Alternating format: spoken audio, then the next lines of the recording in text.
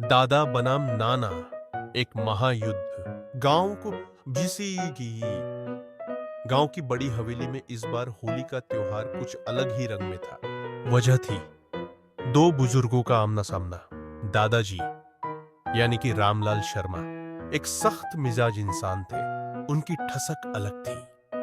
सफेद धोती कुर्ता, हाथ में चांदी की मूठ वाली छड़ी विकेट और आवाज ऐसी कि पूरे मोहल्ले में गूंज जाए।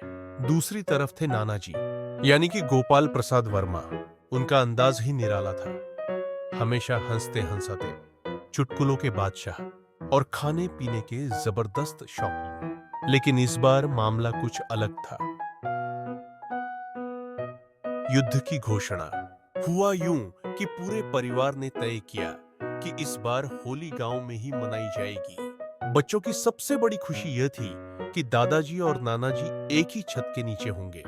ये वैसे तो आपस में बड़े प्रेम से रहते थे, लेकिन मौका मिलते ही एक दूसरे से मजाक करने का कोई मौका नहीं छोड़ते थे।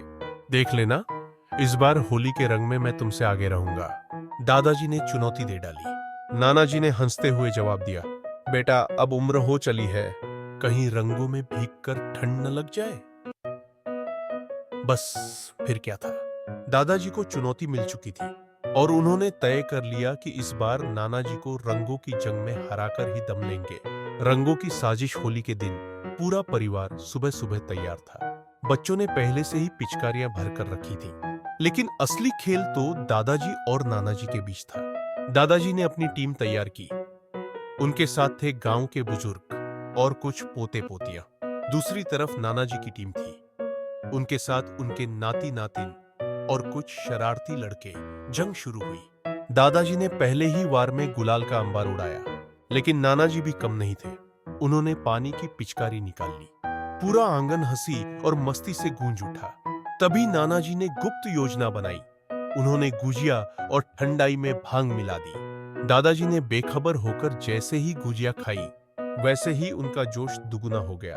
अब उन्होंने खुद पर रंग फेंकना शुरू कर दिया। पूरे गांव में हंसी का ठहाका गूंज उठा। मिलकर जीतने का मजा।